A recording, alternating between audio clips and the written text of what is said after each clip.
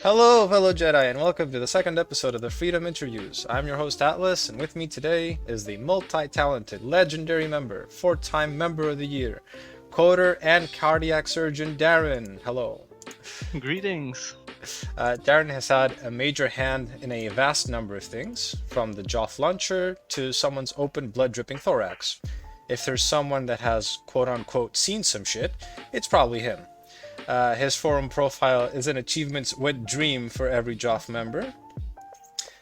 You know him also as the developer of numerous high-profile JoF projects, such as the Holocron system, all the iterations of the Academy web app, and its current form in JoF Hub. He's been in our community for quite an impressive period of time, nearly a decade long, making him somewhat of a JoF historian, if I may say so. Okay, hello Darren, and thank you for taking the time to do this with me. Hello, glad to be here. Okay, I'm sure a lot of people would appreciate us going into your backstory a little bit, seeing as you've been here for quite a while. So we're gonna have like a little personal conversation on that. Okay. I'm sure you remember we were talking about doing this episode a few weeks back, and yeah, I guess this happens quite often. You'll be on the server and you'll take us to Jedi's home too, and you'll stick around and talk about stories from JoF's past or your own stuff. And newer members especially will flock around you, trying to get in on the lore. So it's only fair. Yeah, it happens quite often. It's only fair for newer members that we spend some time talking about that JoF backstory. So I have a rough roadmap here from the JoF history page, and feel free to sprinkle in as you see fit here. Okay, so let me paint a picture. The year is 2011. It's been 6 years since the prequels. Osama bin Laden is dead, and Germany has just won the Eurovision Song Contest. Meanwhile, the JoF history page features Darren, Abdel, Cordor, and Mar posing for the camera. So, to 2011. How did you end up here? What's happening in Jedi Academy? Well, I played the game before then. I started playing the game around 2005 or so. I got it for my Christmas. And I already played some multiplayer. I was part of a clan even at some point, but yeah, that didn't last very long, so I played about for a year.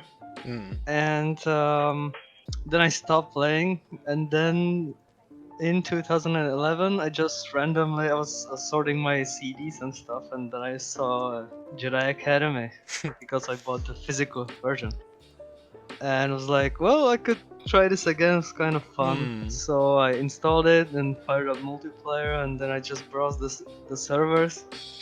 And I went to a couple of them, and it was not really that fun. And then I stumbled upon the Journey of Freedom server. So I joined, and yeah, I played for a couple of hours, and pretty much I was told from about 3 members to like apply and join. Yeah. So I was like, yeah, maybe.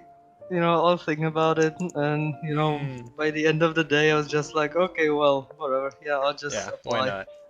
So the academy back then already existed. It was hosted on the forums. So basically, you applied by creating a topic, writing something about yourself in a predetermined form, and that's and my trial started. I was recruited by a member called Gaim, I think. He left the clan like shortly after, about a year after I joined. So yeah, I was in the academy. It was quite a long trial though. I was there for about like 1.5 months or so. Not I think an I applied ideal about around in May, and I was accepted in July, I think. So yeah, it took quite a while, but then I was excited. I finally got into the clan. The forums opened up, and it's exciting, and a new journey awaited me. Yeah, the old forums too. Yep, the old forums as well. So yeah, and yeah. So that's like 2011. What did the clan look Yes. like back then? How big was it? And also, how was the ranking up? Because you've said like multiple times that it was very different to what it is now. Yeah, it was quite way simpler than it is today. Uh, there were less ranks, definitely. I think you started off as a Padawan right away. Um, so you got a master assigned to you, and then you went up to It's Jedi JK. Knight. Hmm. Yes, and then you chose a path, which are the same as today, As today. even though back then they didn't really have any real practical impact on Yeah, it anything. They was were just a just like rank up. kind of like a lore thing, Hmm. Yeah, and the yeah. trial was exactly the same. Basically, the only difference was the question about the path. You had to like explain what it's about, but the trial otherwise was exactly the same. Ah. And there were no trial missions either.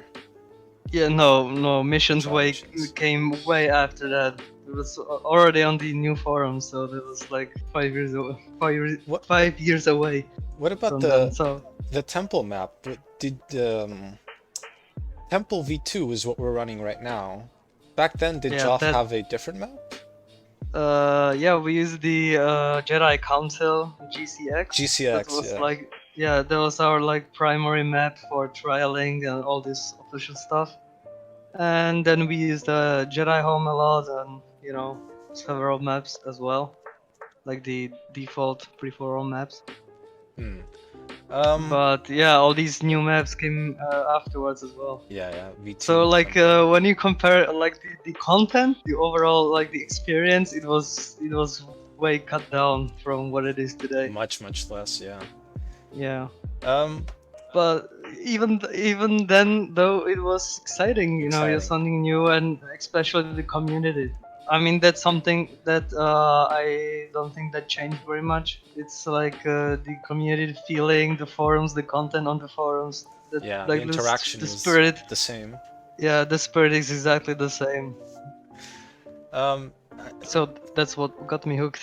Aljo has mentioned that might have been before your time, but it might have been at the same time.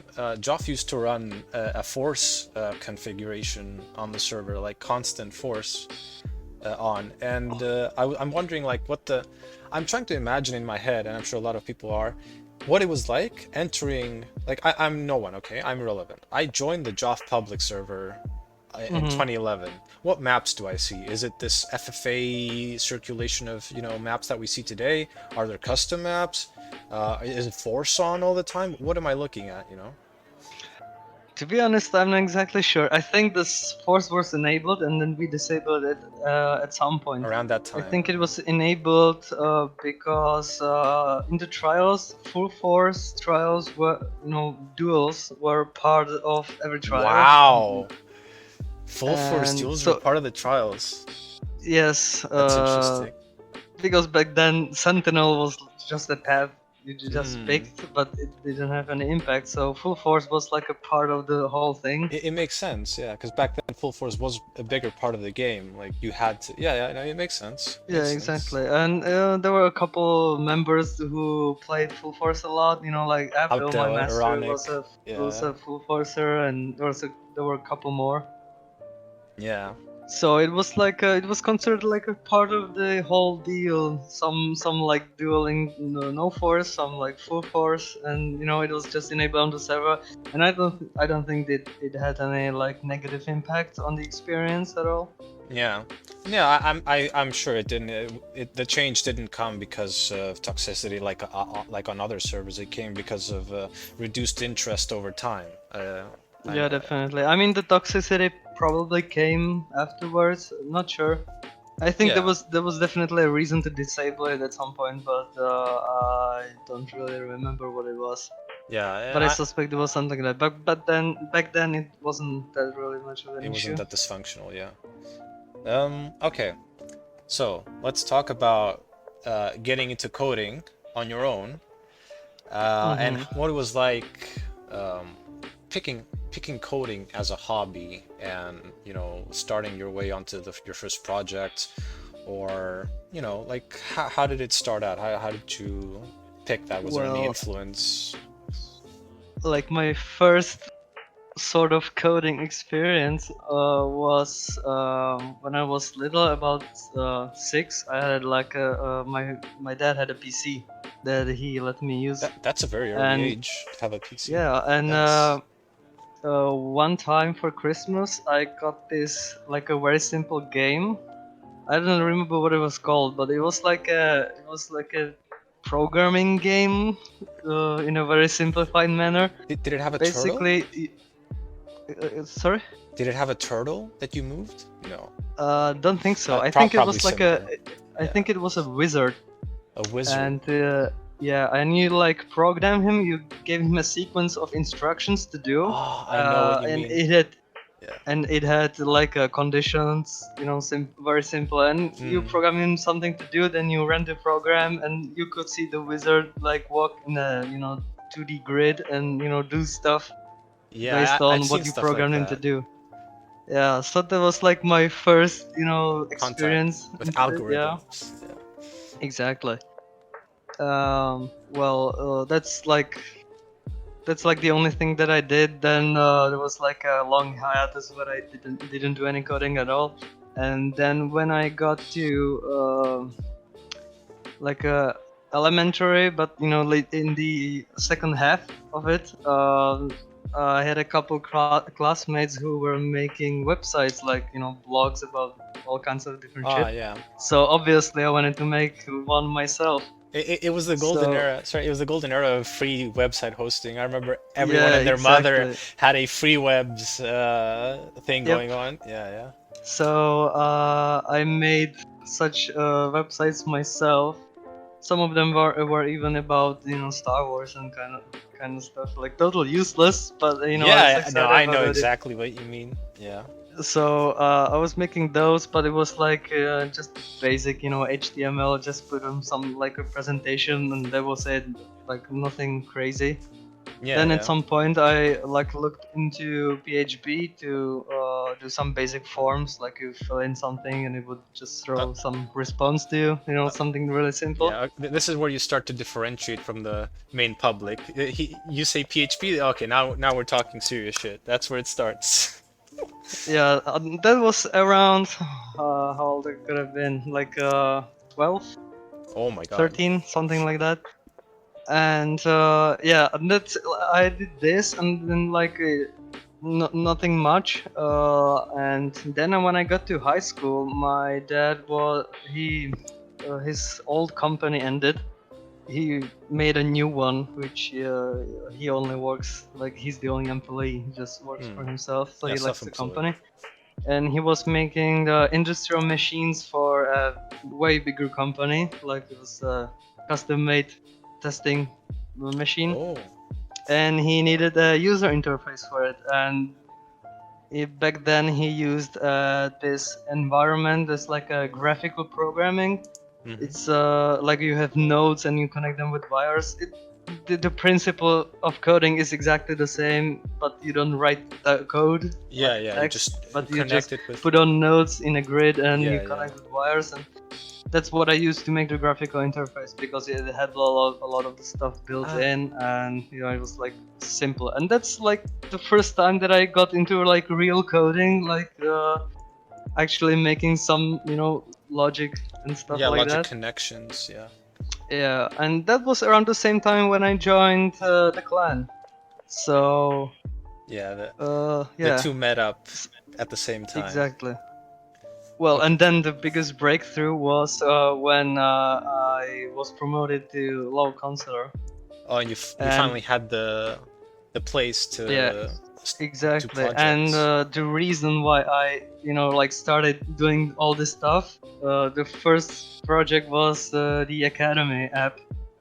And the sole reason was because back then, low console was pretty much just the academy management. Yeah, I imagine you had to Yeah, do a lot of counting by hand. yeah, we had to be active and pretty much just recruited, managed the academy, like what the instructor team is now. That used to be an the LC low duty. console used to be exactly Yeah. that. And since the whole thing was hosted on the forums, the other forums, the academy forums, it was quite annoying at some point because obviously, like, I was super active back then, and there was a lot of us, recruiting, and we got this surge of new people coming in. So we had, like, let's say 15 apps a month, which today is laughable, like, in the app, but Because of when the you automated, manage, because of the automated system. because it's but all back then, automated. It's yeah. it's way easier. But then it was all hosted on the Oh, forums, God. so every trial had a topic. It was insane to Oh my keep God. track of. I would I would quit the next day.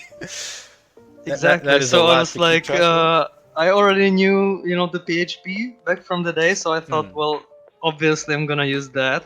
I already had some experience from the the user interfaces, the thing that I did for my dad, and so I thought, well, this has a solution. I'm just gonna create an app to manage this. So the first version was actually you copy the link of the topic of the person who applied, It and you sourced copied data in from the app. forums. Yeah, and it just read the data from the forums, and like pretty much just the name. That's it. And then it just logged the day when it started, and then it just simply kept track of how long the trial is going on.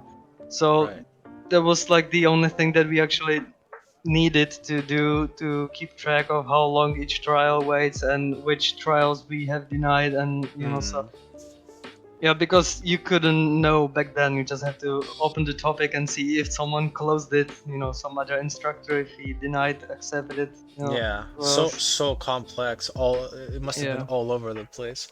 But exactly, and there was like no voting process or anything. You just like whoever stick around and was active, just got accepted, and it was up to us to process these applications, and Aldo just oversaw the whole thing, but didn't really make any like accept this one, deny this one. That was our job. It sounds like an office job of like writing stuff by hand when you can. Yeah, that must have been a big, huge welcome change. Were there any counter arguments to the whole academy being its own automated process? Did it become too complex for new people? Oh, like, I guess the process of separating the academy came later, right? Having its own website and stuff. Well, it was a separate entity, like, from the start. I think the previous law instructors, like, one of them was Exonimus. Some people might have known him. He was part of it. There was like more of them. Bull. And I think the academy was created for this exact reason, to like separate the recruiting process from the clan. So it was already its separate entity, sort of.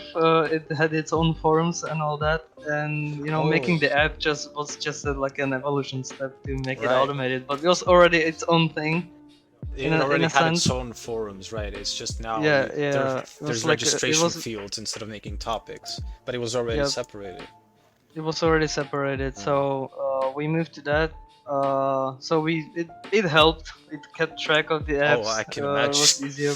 Yeah. But it still wasn't like it wasn't perfect.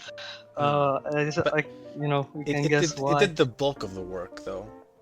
Some of it. Bulk, yeah. It still relied a lot on us to do some, like paperwork. So we didn't have to do like a lot of management, but we pretty much had to do the same paperwork. We just had an easier time to keep track of it. Yeah, less mistakes. So if we decided to deny an adept or or accept anyone, so we just we clicked it in the app, like that the trial was processed, but then we still had to go to the forums and write the topic, let the adept know that he's been accepted or denied. So like the work was exactly the same. There was actually even more work because we had to do the web app thing. But at least it was more precise. Yes, it kept track of things that was making it easier. but it wasn't perfect. So this ran for about 6 months or so, and that's where I got the idea to just make the whole thing in a Into a user self-contained app interface, and an get app. rid of the forums entirely. So yeah, and that launched in October. So it's like in January or February, the first version ran. It ran till about June. Then we closed the academy. That was actually a thing. Kept closing the academy during the summer, and we instead It's used like the a original hopeful system. Yeah. Which was like just people applied to our main forums, and if they stick around for 4 days a week, they enter. they just got that accepted. It was like the easiest thing ever. And yeah, and then in October I launched the first proper version that had the complete app. Yeah, exactly. Pretty much like what is now Self-sufficient. Yeah. Yep. Okay. Like it didn't have barely any features like what it has today, but the core, the idea, the concept was already managing happened in the same place, there. registrations Yep. in the same Everything place. was done through the application, and we pretty much got rid of the forums because of it. Yeah, I have to say, for people that aren't aware, I'm looking at the system from today's point of view, thinking that it's some considerable amount of work keeping track of all this stuff, and in contrast, it is magical to have like this automated system that pretty much enables you to just click away. Just click and you're good to go, and you don't have to write down stuff. It takes care of everything for you. So I mean when you look at what the app was like 6 years ago when it launched, or 7 even almost. Yeah. Then you look at it now, it's such a huge difference. But back step then it was by still step. revolutionary because making all the things manually was annoying. All right. So another topic that people might want to listen about is you are among the few people in the clan that have arranged and experienced an IRL meeting with other members. And I'm sure that's something that a lot of people want to do in the future. I know that currently we're living in it's very hard, but you are one of the few people that have met up with other members in real life. So how did that come about, and what was it like? I'm not exactly sure who actually came up with it, but the idea has been thrown a couple of times, and there were plans for making another meetings the years afterwards.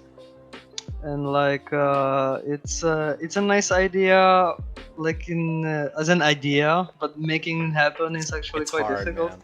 Yeah. Yeah, you have to. To be honest, I'm still surprised we actually managed to meet up in that's a why I'm single asking place, you. It like sounds from all surreal. different countries. Yeah, and, it sounds surreal.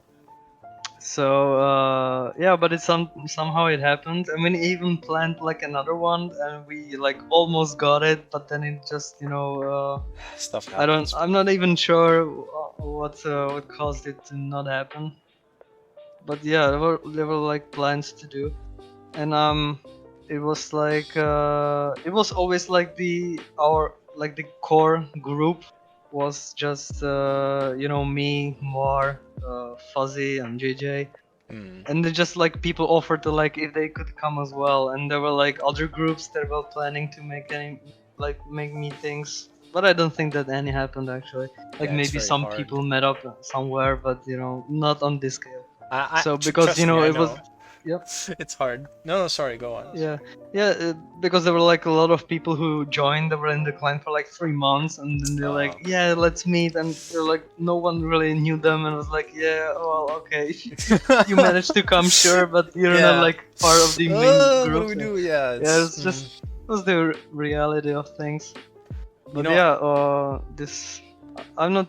To be honest, it's been quite a while ago. I'm not exactly sure how we managed to do it, but yeah. I mean, Fungus, he managed to do a lot of the management stuff. He ordered the cottage that we stayed in, and all that stuff, and then we just sent him money, and And then the show. traveling was quite easy. We just each took their own route, and Mar and Matthias, the Matthias. ex-HC, they actually traveled to Prague when I picked them up, and then we had All a road together? trip Okay, to yeah. Netherlands. Oh, that's Yeah, nice. it's quite fun, yeah. Even though road trips sound super fun, but when you actually go on them, it's they're pretty tiresome. Yeah. not When you that think much fun. about it, when you think about it before, it sounds, oh, I can't wait. We'll be together in the car and have fun. Yeah, but in So reality, much it's fun, and it's so tiresome. 2 hours passed, and everyone's just. It's so tiresome. You get cramped up. Yeah, I know. And I know but what you mean. it still was a nice experience, I guess. Yeah, I'm sure. I'm sure a lot of people want to get that experience eventually. I haven't met up with people in my own country from JoF. That speaks of how difficult it is to arrange stuff and actually follow through with them. It is what it is. If it happens, it's nice.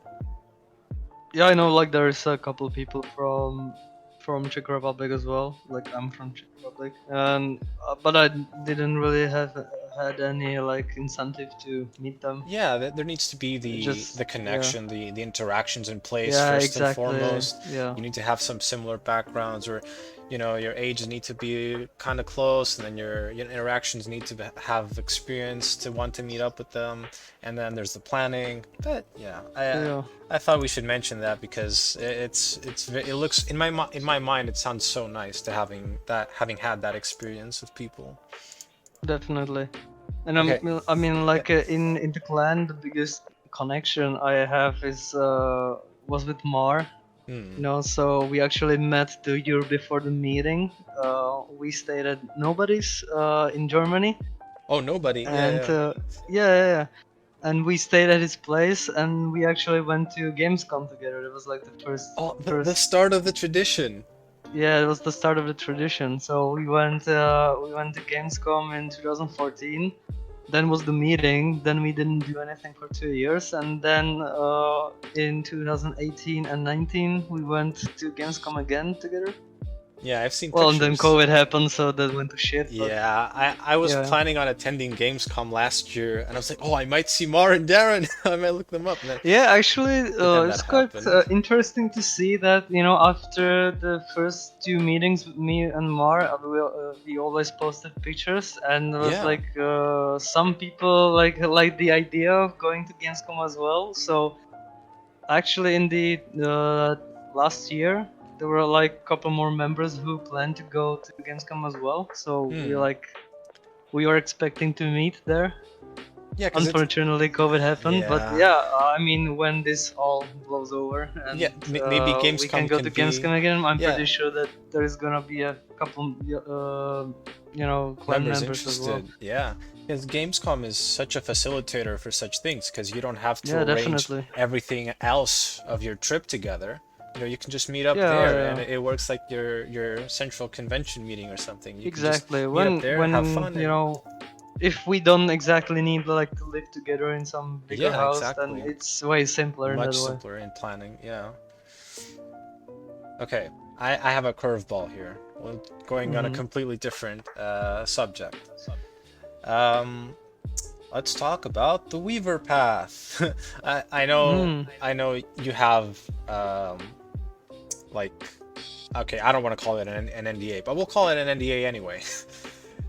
Because I have no idea how it works. People come to me to this day and say, hey, I'm interested in they come to me. I'm like, what? They come to me and say, oh, I'm looking at the paths in JoF, and I'm looking at the Guardian, Sentinel, Weaver. There's no I can see what the Guardians do, I can see what the Sentinels do. What the fuck do Weavers do? And I'm like, I'm not your guy, man. I can't help you. All I know is you need to have, you need to have how should I say this? Forum activities. You need to have the interest into actually following through with this. Yeah, definitely. But how was this first shaped into this thing that it is today, where you have the overlook of the trial and all this stuff? Because eventually, at some point, Well, you entered the plan, so something changed along the line. yeah, definitely. I think it was like when could it be? Like 2013, 14. It was still on the old forums. Well, I don't know how exactly it came to it, but I remember that we just hanged out with Aldro, and it was like late in the morning. It was like 3 a.m. something. Classic Aljo And hours. yeah, I mean, we just got the idea like we should change the trail somehow, like make the paths matter. Mm. Because like forms were already a thing back then, obviously, but pretty much anyone who reached JK could just apply and learn a form. Yeah. So we thought like well, that kinda is the Guardian is like the no force path. So why don't we just let only the people who try out the Guardian to be able to learn forms? Forms. Yeah. Yeah, and then obviously the Sentinel path was about The full full force. force, and well, the most the Weaver, and that's like what the hell are we gonna do? So back then the council meetings were already a thing. So we just thought, well, maybe they could just since it's like a political path of sorts, we could just let them pitch in during the meetings. But that So automatically raises the requirement when you're giving such a perk away. I guess that yeah, automatically exactly. you have to raise the bar at the same time. So that's when we also came up with the idea to, make separate master ranks for each path. I mean, this whole, revamp that was like it was huge. I mean, we came up with the whole thing during one night, pretty much, but it was quite huge. So it was like a lot of new ranks and all that. So since we needed to be able to control it somehow, like who gets to attend the meetings, Yeah, who because gets to this learn this the is now forms. super important. Yeah. So we obviously locked that behind the mastery because that's something we can control, Yeah. unlike the path trails themselves. So we split the paths. We obviously made the trials so that each path has a different one, for obvious reasons. And yeah, we decided that the perks should be given only after you reach a mastery for that path, so So that we can control who gets the perk and was who it doesn't. was it decided that you'll overlook the Weaver trials at the time, like at the time of Yeah, it inception? was. Yeah, at the time there was like pretty much like no one else could really do that. I mean, I'm not sure who were the part of the LC back then, but we already decided that the path should be done by us LCs, So and so ever since its inception, you have been the trial yes, conductor of it. yep, So exactly. every single Weaver trial has been done with you. Okay. Yes. So do you think you've changed your I don't know how the process originally looked like, but has it been changed through the years with like, because today in my head it is super important who comes into the LC meetings. Like Yeah, definitely. um, I mean, at the start, I mean, the idea is pretty much the same. Like when we created these new paths and the trials, I already had the idea that since the Weaver is a like a political path, you should be able to like talk, express your opinions, defend your opinions, make arguments. So obviously forum activity, making suggestions for improving the clan, that was like the prerequisite able to to hold the be a trial in Weaver. the first Yeah, place. because that's essentially what happens during the meetings. That Yeah, we back and obviously forth. we manage the academy, we accept new people, but we also talk about different changes, improvements to the clan, and some people have different ideas, and each defends their own opinion. Yeah, that And happens a yeah, lot. you should have some skill to do that, I guess. So you're just not like going there and yelling, "I want this." So Uh, yeah, the idea was exactly like was the same since the beginning. The actual trial was a bit different. I mean the part where I talk with the person and we discuss, the stuff that is The discussed. stuff that is discussed. Shh. Is like fundamentally the same. I made some changes, additions over the years, but like the concept is the same. It's the same. Yeah. But back then, since we also wanted the viewers to also know the clan history, we the part of one part of the trial was questions from the movies that we have made. Oh, really? The clan movies? Yeah. Yes. I'm not sure if all of them or just the demise. Demise of a Jedi, yeah. Yeah. There was like a set of questions. It was about like I had 20 questions and I just asked randomly 5 of them. So people had to watch the movie to be able to answer them.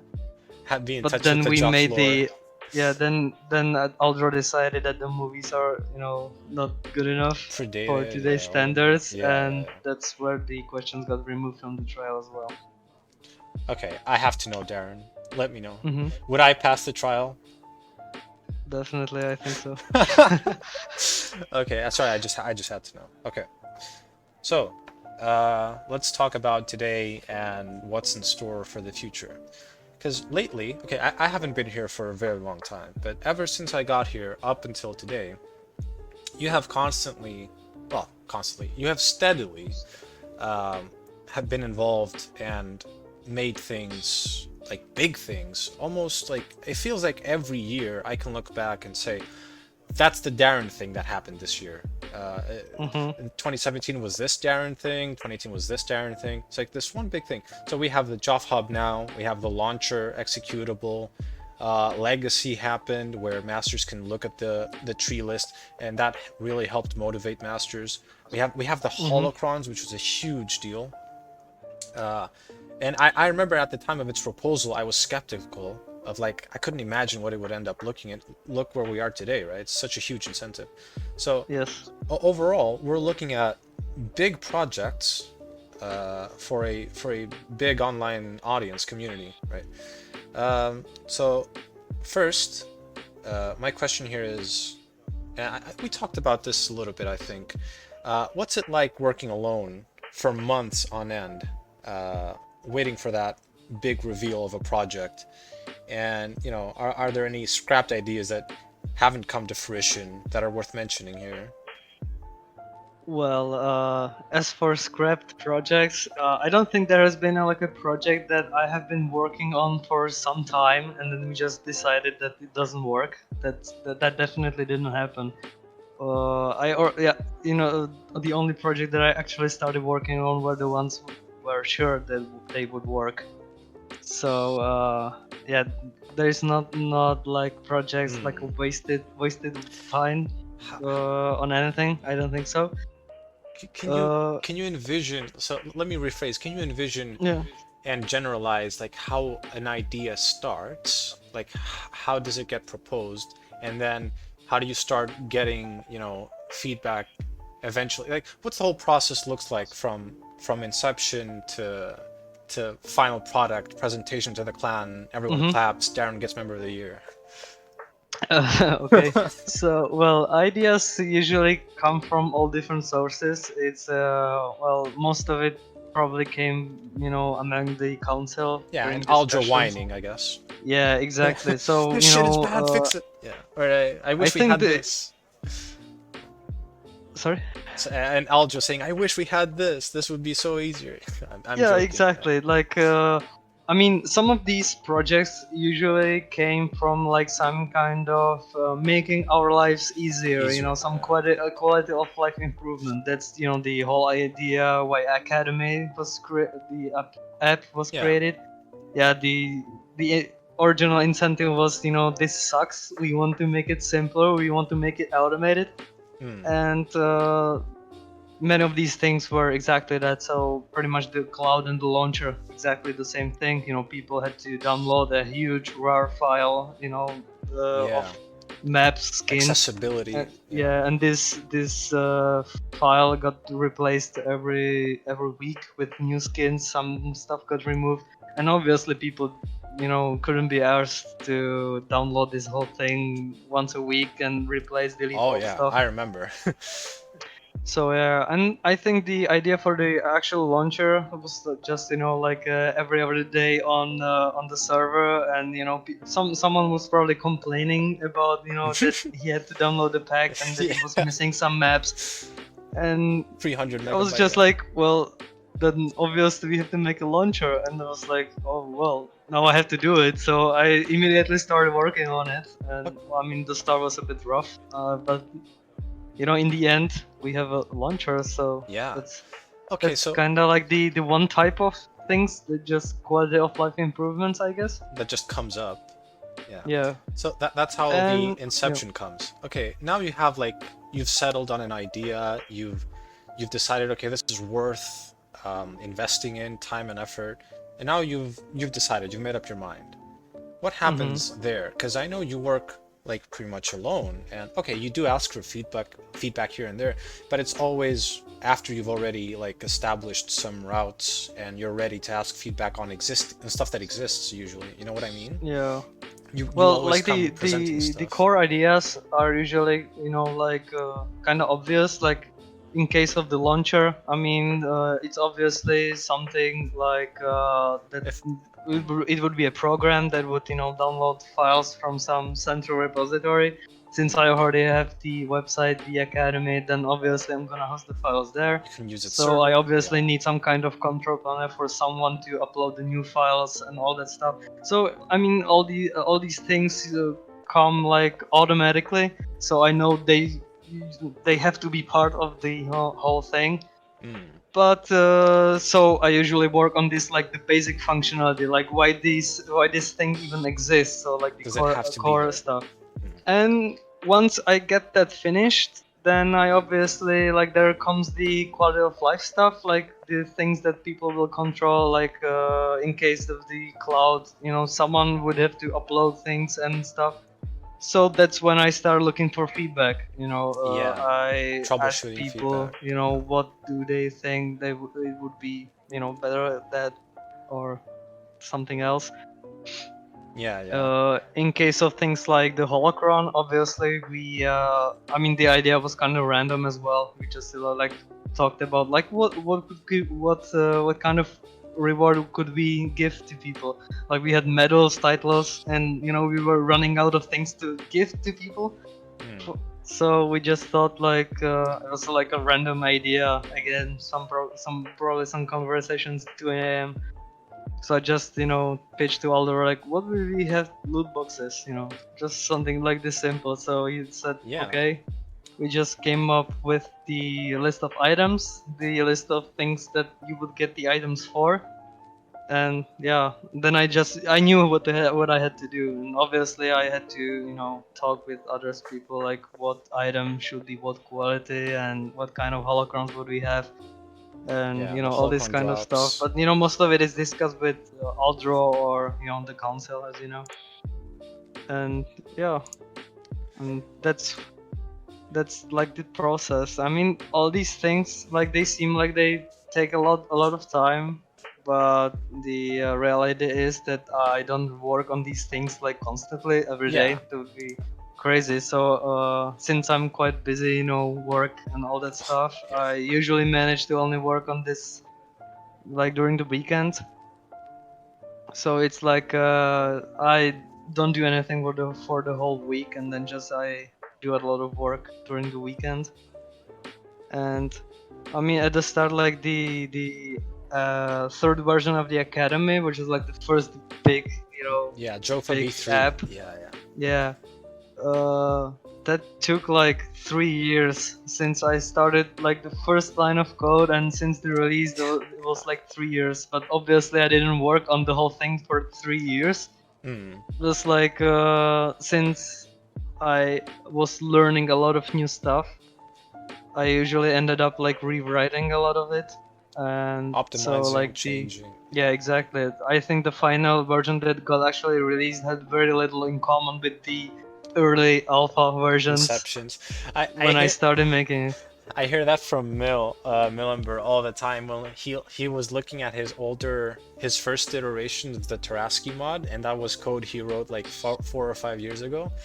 And he'll come to me and say, "God, this Millenber was an idiot. Like, why is this here?" Or, yeah. So I know what you mean. Well, this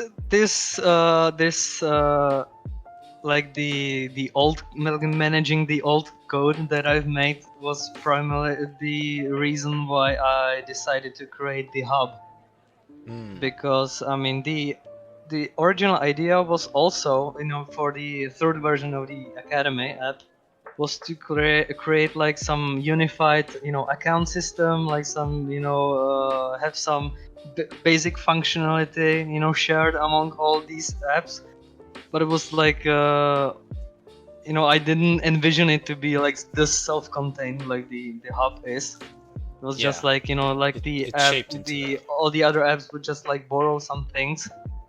And well, then when we introduced Heimdall, I was tasked with, you know, like creating a control panel, and you know, then also we got, you know, the game tracker got hacked and we couldn't use it, so I also had to make a tracker. Yeah, the incentive for this and obviously all these things need to be controlled somehow, you know, through some control panel. So I thought, well, okay, so I'm gonna use the account system from the Academy. So my first, like, the process was like to create a separate, you know, app sort of, and to just like borrow some things from the Academy. So I started, and well, the one of the first things that I did was like a login form, and I created a login form, and then I realized, like, you know, I had to I pretty much copied all this stuff. Like, why do I have to do it again? That doesn't make any fucking sense. So I decided, like, what if I just, you know, made a single login page, and then I would just go all to the you know, different apps. Yeah, and then so that's when I got the idea for the hub. And I pretty much just, you know, like transformed Academy into like a, you know, I shaved off all the, you know, basic functionality, like the, you know, controlling the database and all this kind of stuff. I shaved it off to the hub, and then I just make Academy like only the Academy stuff.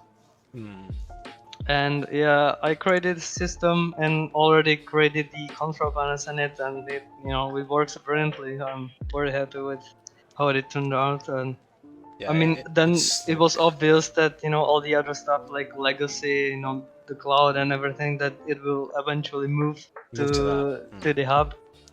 And yeah, that's it was an obvious choice. That's why it was actually created.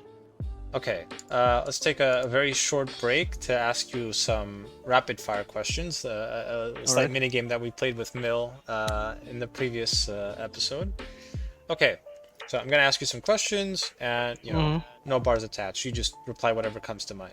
Okay. Okay. Would you rather rank up from the ground up in today's system, or hand out holocrons for the rest of your life manually? Well, I definitely don't plan to give out holocrons manually for the eternity of my stay in the clan. So yeah, I would probably rank up from the start. I hear from so many members, they're like, they tell me sometimes, man, I feel bad. I'm asking Darren for holocrons all the time, and I'm like, yeah, hey, I mean, you know, it's not that bad, you know, but eventually you want to get rid of that, right? You want to aim to automate even that. Yes, eventually. Yeah, in the long run. Okay. Yeah. All right. Would you rather catheterize Mar or an old homeless person? And is there even a difference? Okay. I know you've already catheterized an old homeless person. Full disclosure. Yeah, I did. Well, I mean, it would be fun to see Mar react. You have to. It's a medical emergency. You know, he has to. Well, then, yeah, I guess I would. You have to help a friend out, you know? Sometimes you have to do what you have to do. Yeah, I mean, if I had to stick a finger in his ass, I would. Okay, less, you know, Okay. Would you say you hate the prequels or the sequels more? Movies. I hate the sequels more. Oh, okay. I would agree. Okay, Yeah. and finally, favorite JKA map. Okay, here I was gonna write down a few, but we haven't talked about this before, so I'm worried of like having wrong choices here. Okay, what would you say is like your favorite JK map in terms of nostalgia and personal experiences? Jedi's Home, definitely. Yeah, I can tell. Okay, maybe I wouldn't have made a mistake. Every time I see you, it's on Jedi's Home too. You know. Yeah, it's where my early years in the clan well pretty much happened. We used that map a lot, Yeah, the and we hangout. had a lot of the social interactions and the nights where we just sat down and talked about all kinds of different stuff. There was like it had the magic, and that's where I'm missing the most. Hmm. So yeah, definitely Jedi's Home. Okay. All right. Let's go back a little bit into, well, it's a relevant topic. Uh, Mhm. I'd like to talk about you being a heart surgeon by trade, a coder by hobby, and Mhm. also you've shared that you even have your eyes set to making a video game in the future. So, with this in mind, I have the following subtopics to discuss. Mhm. Uh, it's quite impressive to me that you've managed to stay consistent with the JoF related projects for so long. And I remember Havoc. I was discussing with Havoc about his projects, like the new era Mhm. movies. And I was telling him about my projects, how it's hard for me to separate time, strike the right balance between investment in job projects and my own stuff. And he said, Mhm. a person that helped me, well, not directly, but a person that I looked at to find that balance was Darren. And I was like, oh shit, I didn't even think about that. Like, he has consistently, made projects and not once been like, oh fuck, I've had enough. I can't. So personally, I've I've had this experience of finding it hard to give priorities in real life Mhm. versus community projects, and I always end up in this chaotic mess. What would you say is like, what advice would you give to someone that's in this sort of situation where they fear investment in projects and hobby projects, or they try to balance all this thing, this entire thing in their lives. How's Yeah. it? How's your workflow like? Is my question.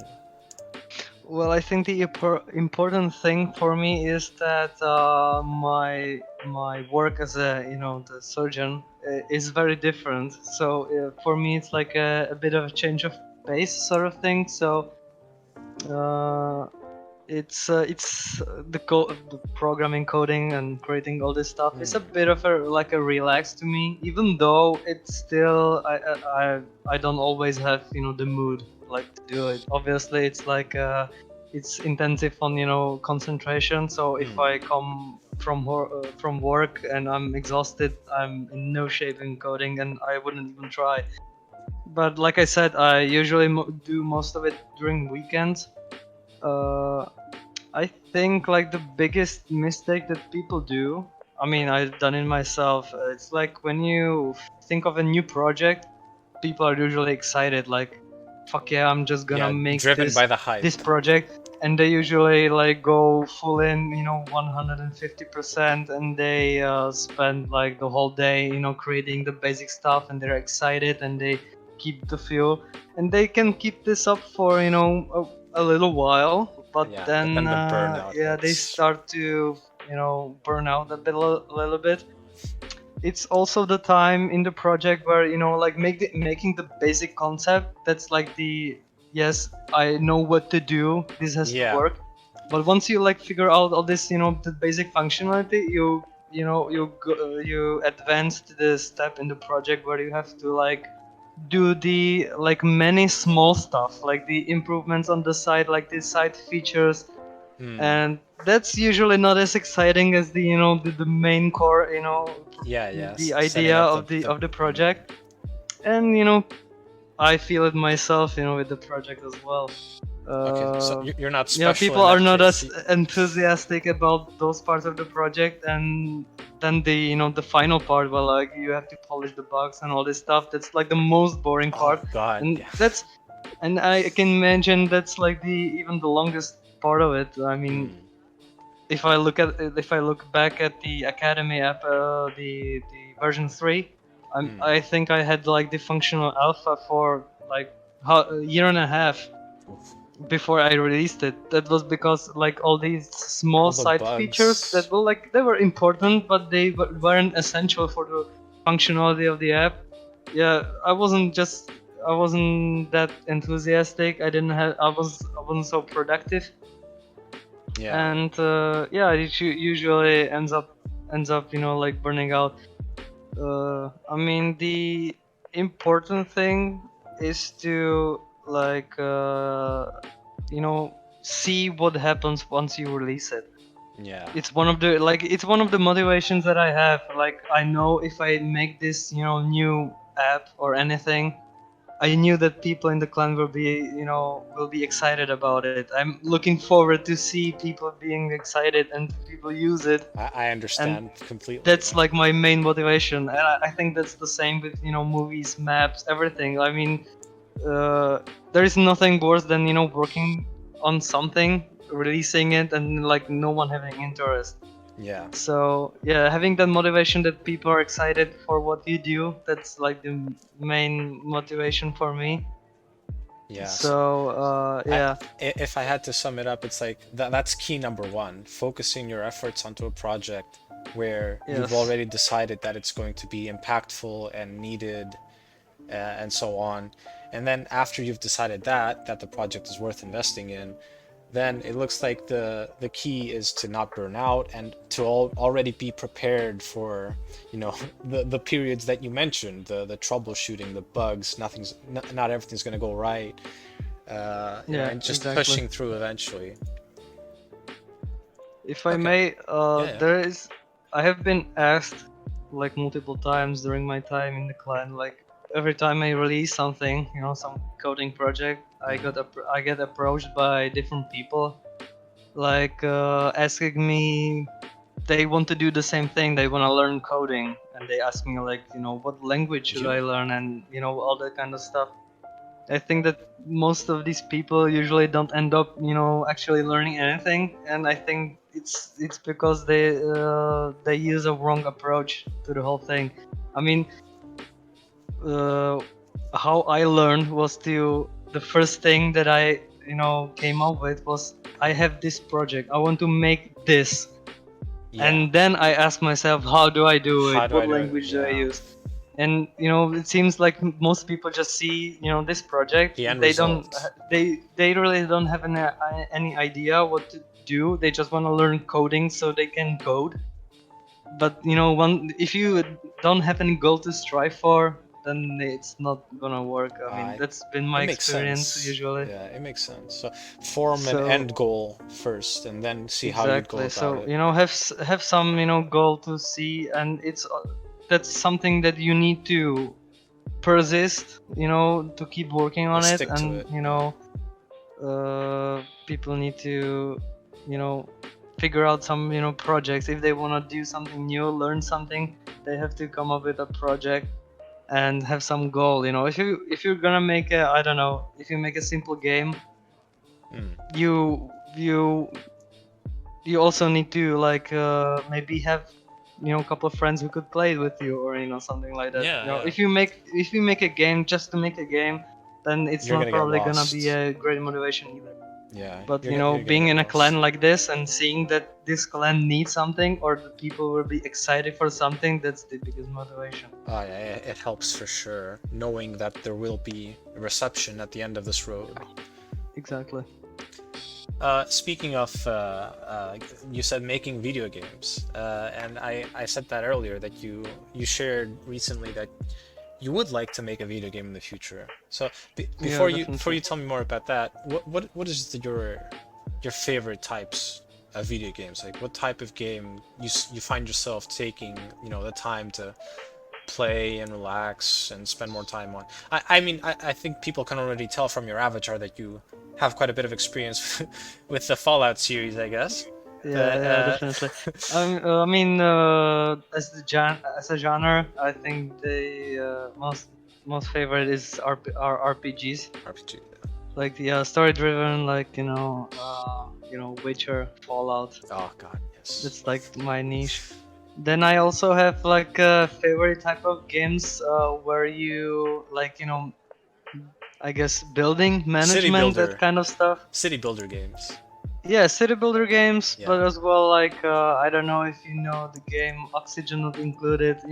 All these games like that Oxygen Not involve some Included, kind of yeah. like physics, Yeah. space simulators, all this like Oh niche, yeah.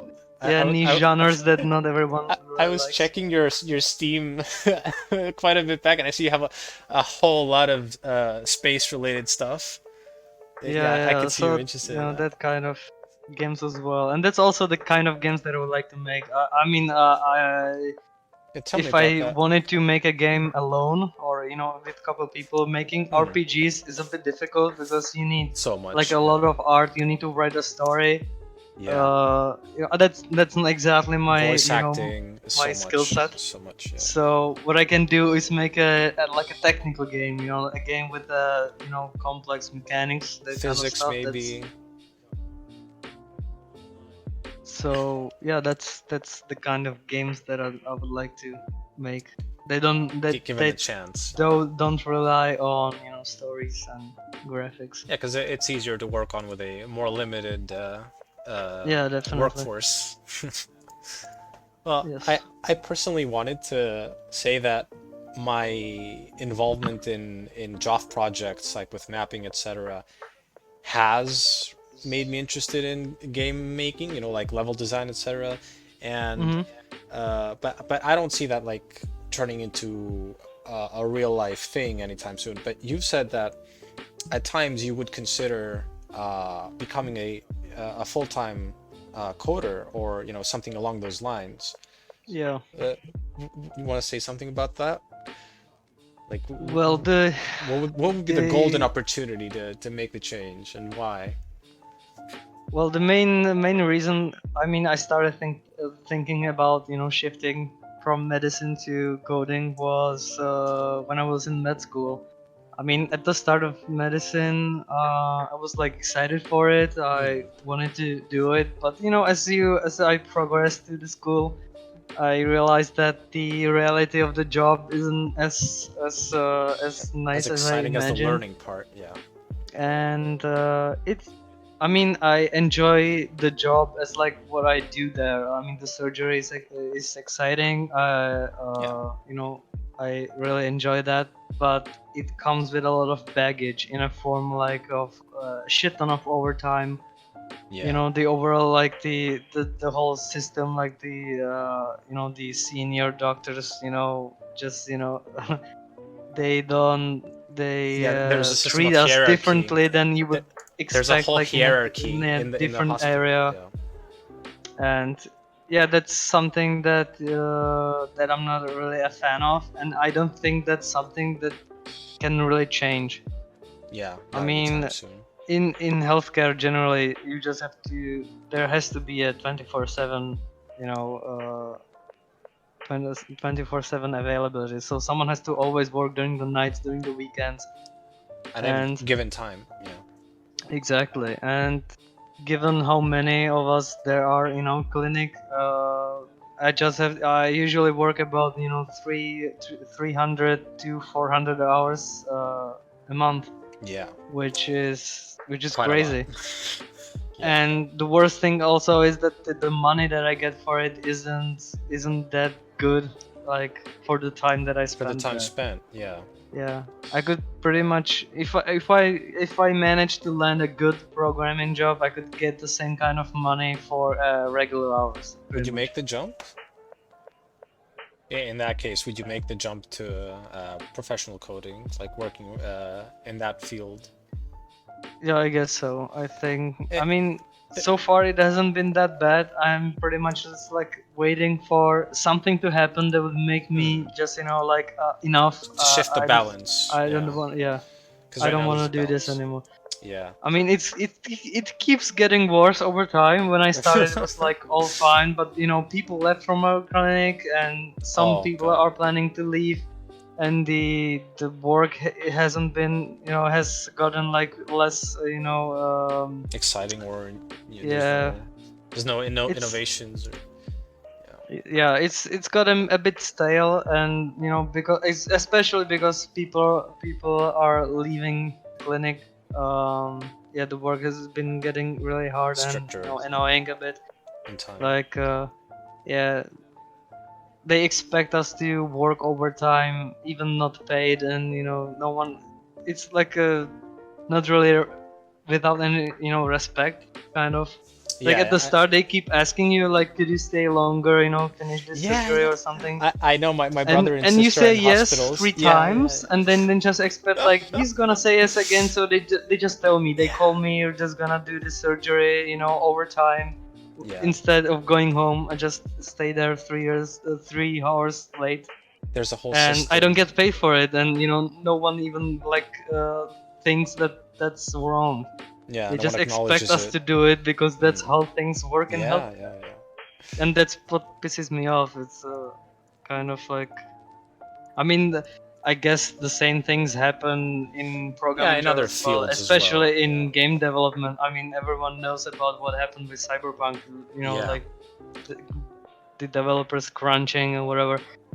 That's wrong as well. But That's a good example at as least well. here, it impacted so many people that they hopefully decided that that's not the way to go, and that things are gonna change. But in healthcare, no one's gonna complain. I mean, the patients are happy that they get treated The at treatment, 3 a.m. and yeah, they don't care that I didn't sleep the whole night or something Yeah, like but that. I know what you mean in terms of like work crunches with at least in hospitals and the whole hierarchy system that I've heard of from other people as Yeah, well. it's And, it's horrible. I mean, and we carry a lot of stuff from the times there was still like communism here, and yeah, since the senior doctors still worked at that time, yeah, they still carry over these but these but manners. but now the faculty is being cut down, and yet you have to persist on the same time. Yeah, it's horrible.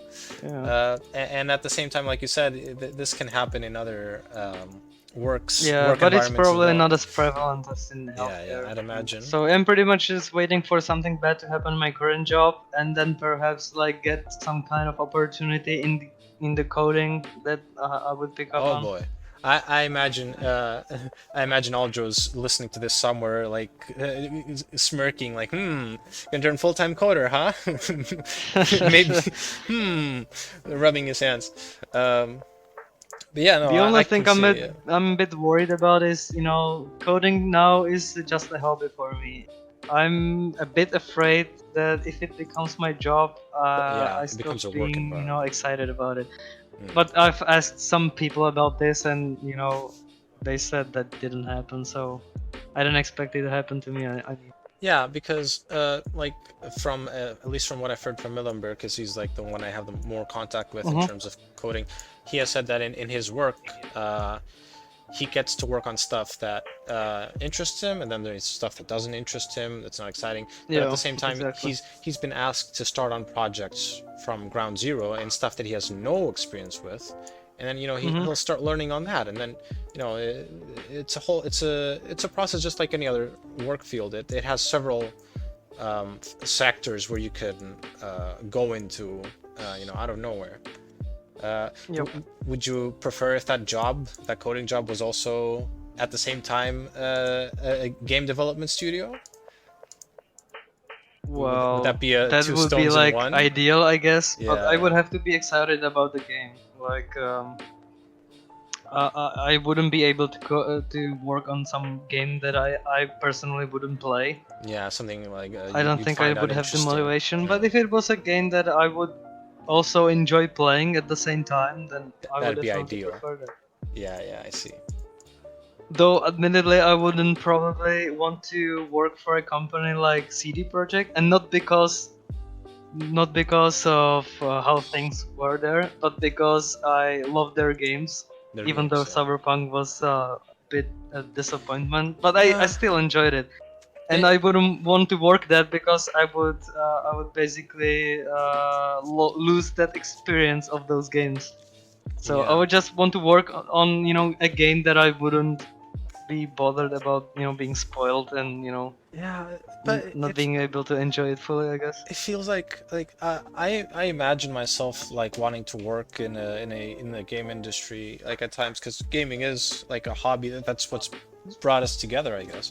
But Yes. at times I look at the current state of the gaming industry and like I go on Steam, I go on websites about gaming news, and stuff that's coming out, and it just feels like it's become all too like even if you look at Cyberpunk, it's so industrialized so that there's upper management, there's shareholders, there's Yes.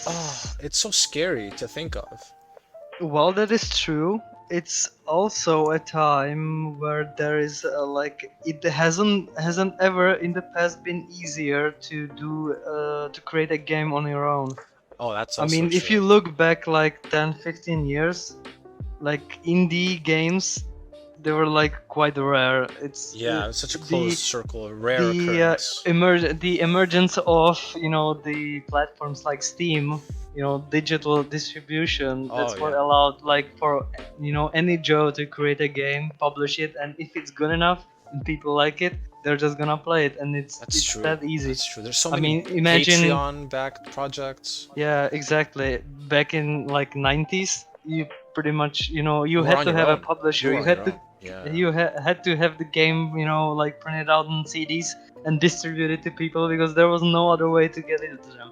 that's And true. obviously, people are gonna pour money into that only if it's a good enough game, Mm. And so that already meant that it had to be big enough, Now you pretty much anyone can create a game and publish it, and just make The things that they want, the and yeah, exactly, they can make whatever they want, they can mm. publish it, and if people like it, they'll play Yeah, it and I they guess pay for it. I guess it only looks scary when you look at the top tier like AAA titles, and again, maybe not for all of them. It gets a little scary when you look at those and the way they handle, microtransactions. I didn't think about the parallel of accessibility of video game making uh, these days, where, like you said, any group can take up a project and digitalize it and distribute it that way. Yeah, Eh, it's eh, definitely not easy to create a game. oh I yeah. just like to point it out that it's one of the like games are the one of the most complex software.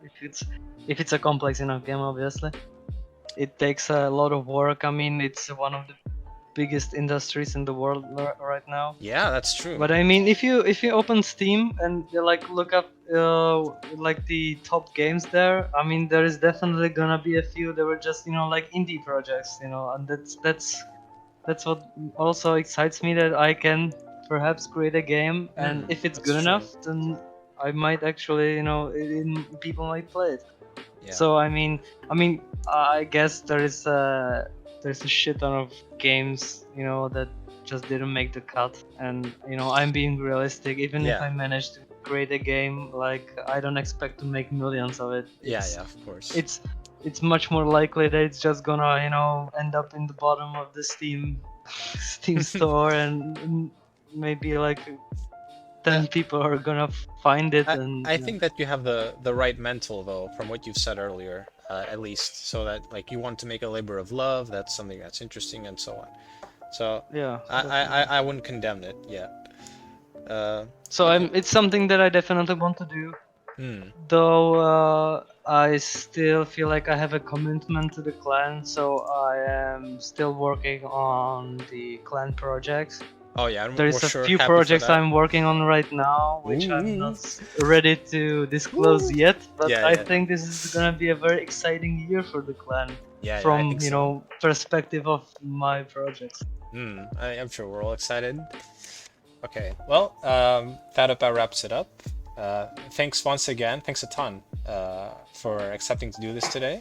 Yeah, thank you for I'm sure inviting people me. will enjoy listening onto this, and Hope you know, so. should the future allow it, I think we can have you back for a second interview along the way. I would love that. All Yes. right. Okay. Thanks everyone for tuning into this episode, and we'll see you on the next one. Take care.